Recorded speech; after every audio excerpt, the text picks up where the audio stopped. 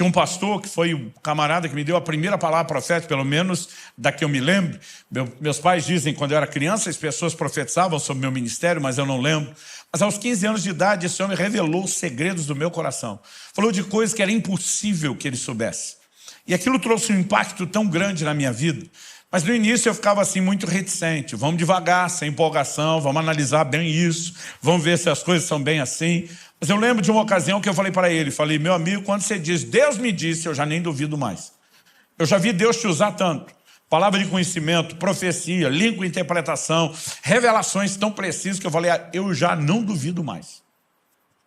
Mas aí eu fiz uma pergunta para ele, eu falei, como que é a voz de Deus? Porque sempre que alguém dizia, Deus me disse, eu imaginava um camarada andando por aí ouvindo voz. E eu ficava pensando, como que é isso? E eu perguntava para ele, como é a voz de Deus?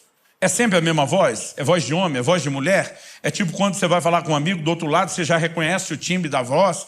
Ou se você liga e atende alguém com uma voz completamente diferente, você já pensa em engano? E nesse caso, espiritualmente falando, seria um baita do engano. E eu fui fazendo perguntas e ele só fazia era rir. E eu não estava nem entendendo porque ele estava rindo. Hoje eu tenho vontade de rir das perguntas que eu fazia. Mas ali eu estava honesto, tentando, sincero, tentando descobrir. E ele olha para mim e diz, Luciano, eu não ouço Deus com o meu ouvido, do jeito que você está imaginando.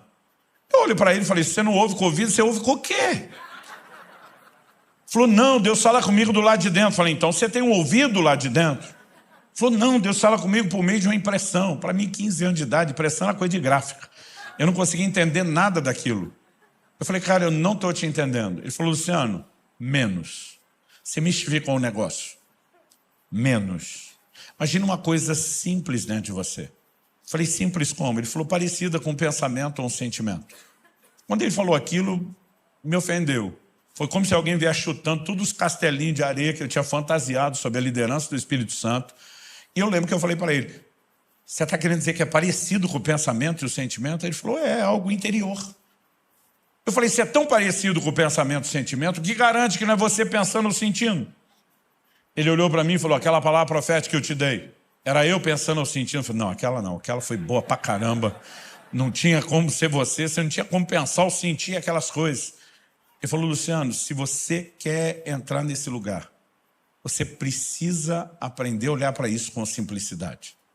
E algo que eu aprendi desde o início da caminhada foi que quando falamos da ação do Espírito, da liderança do Espírito, dos dons do Espírito, os resultados podem até ser espetaculares, mas o processo é simples.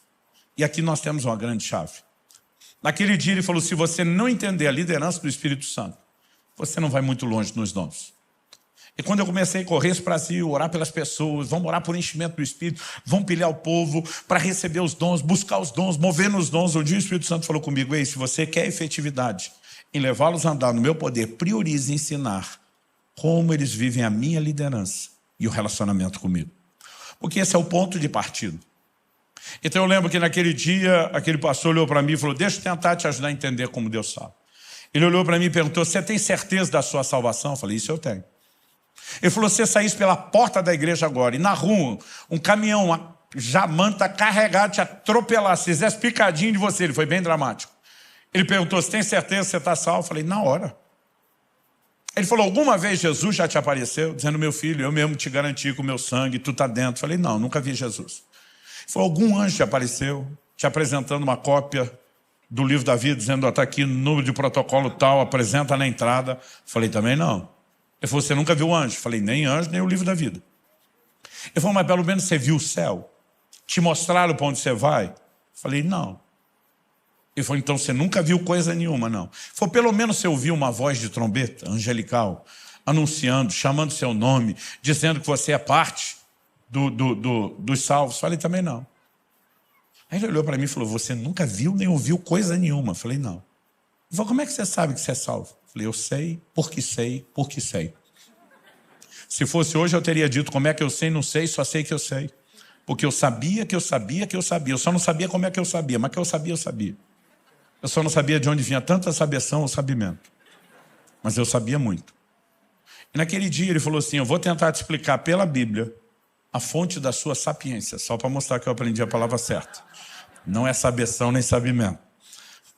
E ele me levou, nós lemos aí Romanos 8,14, ele me levou na sequência para Romanos 8,16, que vem assim, já na como eu disse na sequência, onde a Bíblia diz que o Espírito testifica com o nosso Espírito que nós somos filhos de Deus. E diz como podemos saber que somos salvos, somos filhos de Deus. O Espírito testifica é sinônimo de testemunha, confirma com o nosso Espírito que nós somos filhos de Deus. Então ele disse, Luciano, essa certeza que você tem dentro de você, ela veio por uma visão? Não. Ela veio por uma voz audível espetacular? Não. Como ela vem? É um testemunho dentro de você. Nem você sabe de onde vem, mas uma convicção se apodera de você, a ponto de você bater o pé e dizer, eu sei porque sei, porque sei. Ele disse, num assunto como esse, segurança eterna, certeza de salvação, Deus decidiu falar não necessariamente por meio de uma visão espetacular, nem necessariamente por meio de uma voz audível, o que te faz acreditar que Ele não possa usar esse mesmo sistema simples para falar conosco no dia a dia? Com o tempo eu fui aprendendo verdades na Bíblia, com Provérbios 20, 27, o Espírito do homem é a lâmpada do Senhor. Deus quer trazer direção para mim e para você. Agora, nós precisamos entender como a coisa funciona. E naquele dia aquele pastor simplificou e falou, Luciano, aprenda a escutar seu coração. Ele falou, a frase sou estranha agora, mas principalmente em momentos onde você sabe que sua cabeça não quer fazer algo, vai ficar fácil perceber que aquilo não vem de você. Eu costumo brincar que a primeira experiência você não esquece.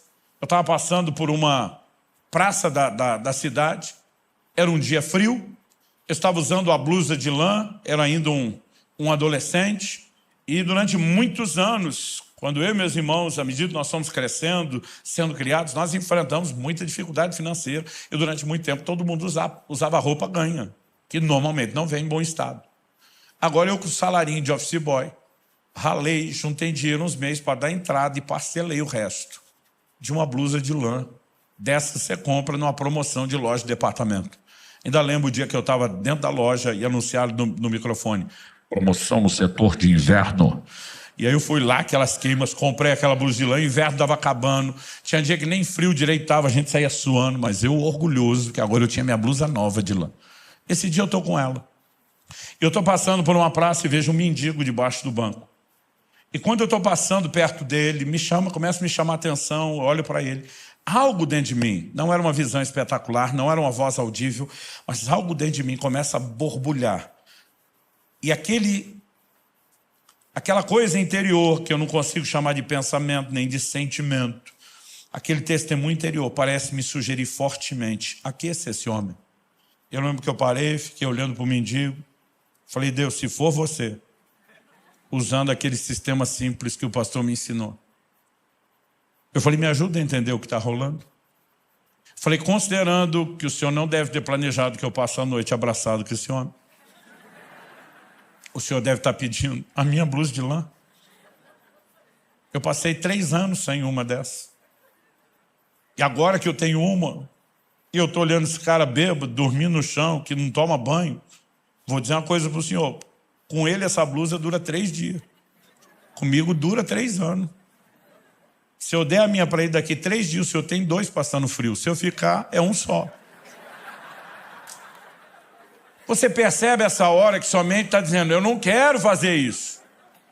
E nessa hora eu lembrei, quando o seu coração está sugerindo que sua mente não quer, há um forte indício de que não vem de você.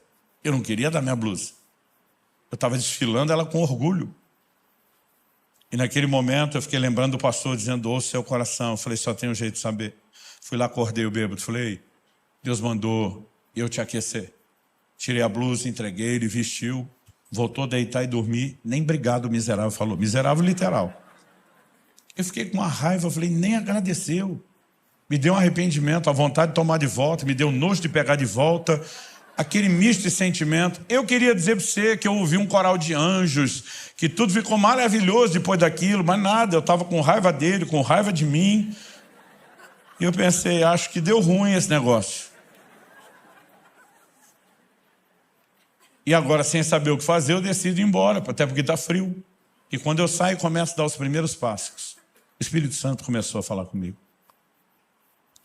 E ele me disse, se você aprender a seguir o testemunho interior e ouvir a minha voz, você vai viver uma vida de aventuras extraordinárias.